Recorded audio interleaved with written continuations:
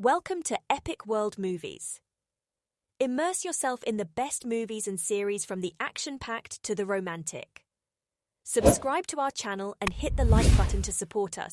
Never miss a release and be a part of this unparalleled film journey. The first part of the movie, Avatar, ends with the conclusion of the war between humans and the inhabitants of the planet Pandora, and Jake becoming the leader of the Avatar tribe after the death of his mentor and marrying his lover Neytiri.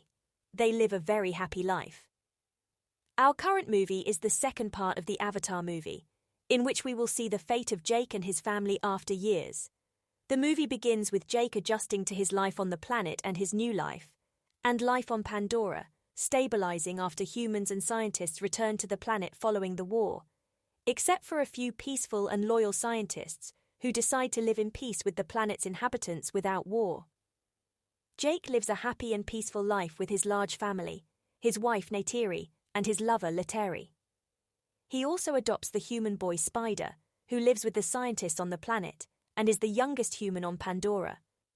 He raises him with his own children and also adopts the daughter of his deceased friend and scientist Grace, who died during the war between humans and the inhabitants of the planet. Years pass in peace and tranquility, and the children grow up in a happy family environment. But the happiness doesn't last long, because one day, while Jake is spending time with his wife Neytiri and suddenly sees strange stars in the sky, he notices that they are not stars, but spaceships. Before he has time to react or warn his tribe about what he has seen, he suddenly sees a huge fire from the spaceships, burning the forest, its inhabitants, and their homes. Neytiri is shocked and helpless, as the destruction they experienced years ago has returned. She fears that she may lose someone in her family. One of the avatars goes wild, attacking everyone in the room without regard for their safety, until one of the attendees is able to calm him down by revealing himself as the avatar's friend and informing him that he is a colonel in the military and has been their leader since their first journey to the planet. The avatar is shown videos and information about himself, revealing that he was a human who had his memories and thoughts transferred into an avatar body to continue living on Pandora after his death, driven by a desire for revenge against the person responsible for his demise. The colonel decides to complete his revenge by killing Jake, who was responsible for his death on the planet years ago. The next day, Jake and the colonel meet in the forest and split into groups to attack and destroy the property and infrastructure of the humans on the planet, including their vehicles used for transportation, weapons, and food. They then destroy the humans' planes and use the weapons they find on a train to fight against them. A boy named one of Jake's sons decides to go to the battlefield, despite his older brother warning him of their father's disapproval of the idea. He insists on carrying out his decision and goes to the battlefield where he sees his father, who is very angry at his presence and orders him to return home and wait for punishment. Later, the father justifies to his wife that he is afraid for his son's safety and doesn't want to lose any of his children. The news of the losses that the humans suffered at the hands of Jake's tribe reaches the colonel, and he realizes that the war to reach Jake is very difficult. The decision to seek revenge intensifies in his heart, and he decides to track the tribe's locations until he can reach Jake. He takes the old and new treaty from him and delivers it to the general who requested it, informing him that they will send many planes to the mountain and forest area at different times.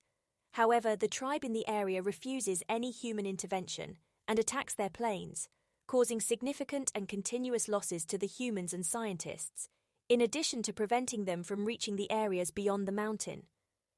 The general's mission is to locate the tribe and either control or eliminate them completely if they continue to attack humans. The colonel knows that Jake and his tribe live there and decides to go there himself with his men to explore the place and focus more on getting rid of Jake. In the morning, while the children were playing in the grass, they noticed large footprints similar in size to the footprints of the Avatar.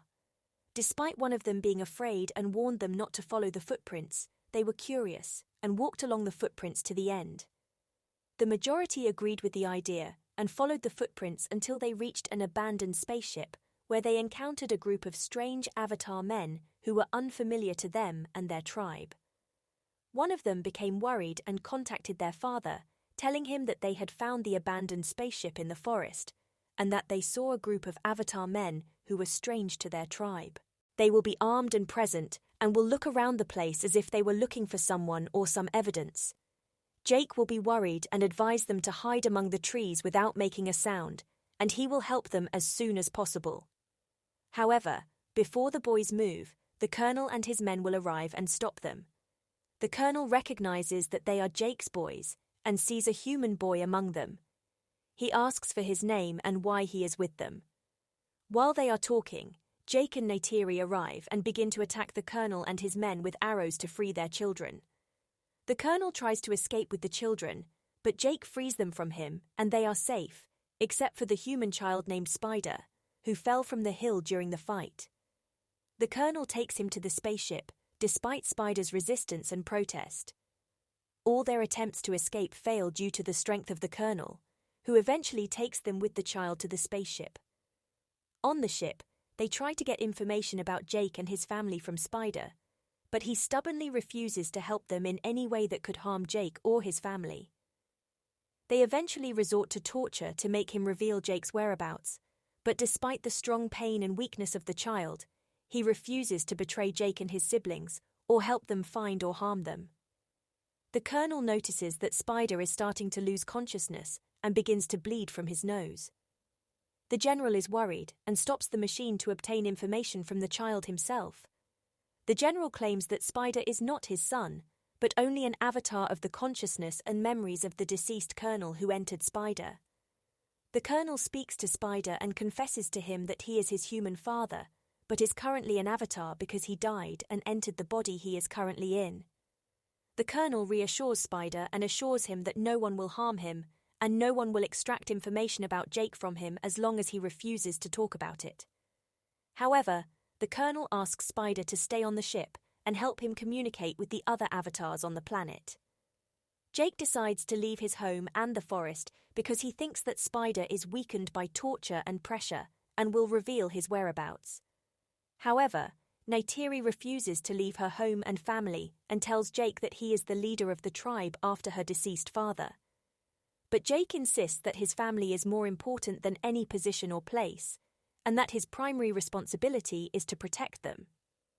After a long discussion, Neytiri finally agrees to leave the forest and tribe, and give Jake's place to one of the stronger men in the tribe who can take responsibility for the people. Amidst the tribe's sorrow over Jake and Neytiri's separation, who were loved by everyone in the tribe, Jake takes his family and leaves the forest. They make a long journey through forests, islands, and seas, as Jake tries to distance himself as far as possible from the forest. Finally, they reach a far-off island in the ocean, known as the island of the Na'vi. As they land, the Na'vi people, whose appearance differs from Jake's family in size, physique, and strength, gather around them. The Na'vi children bully Jake's children because they appear weaker. The leader of the Na'vi people comes to the beach and speaks with Jake, asking him to live on the island with his family. He rejects any warlike action that Jake's tribe engages in with the Sky People and humans, endangering his people's lives, as they are a peaceful people. Although Jake and his family have no idea about the Na'vi or the culture of the Sea People, Jake insists on accepting the offer and tells the leader that the war will not reach the Na'vi people, as nobody knows Jake's exact location. He also promises to learn the language and culture of the Sea People and teach his children. Finally, the leader agrees to keep Jake and his family on the island and orders his children to help Jake's children adapt to life in the sea. The next day, Jake's children begin training with the Na'vi leader's children to learn how to swim and breathe underwater. Most of the training consists of bullying Jake's children due to their lack of experience in the sea, but each of them has a sea creature with which they can communicate, similar to their dragons in the forest. The leader's children spot Jake's daughter Bennett on the beach and start harassing her, calling her a monster and an outsider because she's different from them.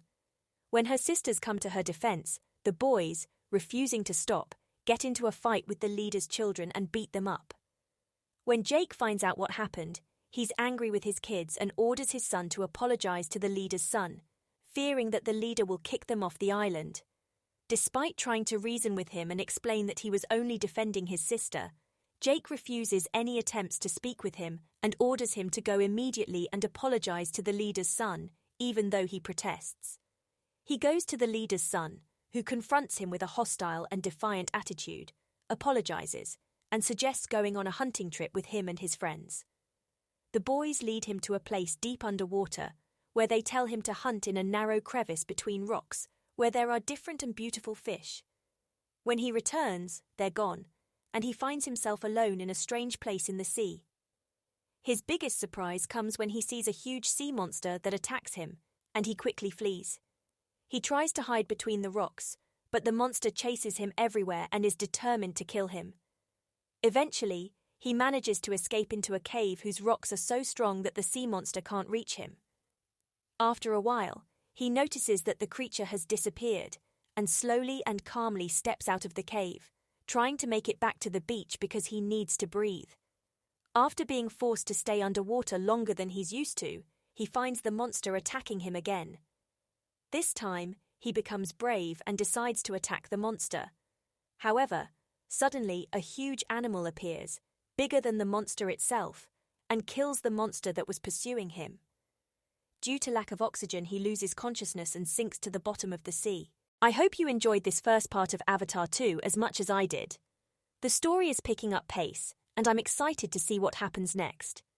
If you enjoyed the film, I would really appreciate a like and a comment. Let me know what you liked about it and what you're looking forward to in the second part. So stay tuned to my channel for more updates and check out my other videos as well. Thank you very much for your support, and see you next time.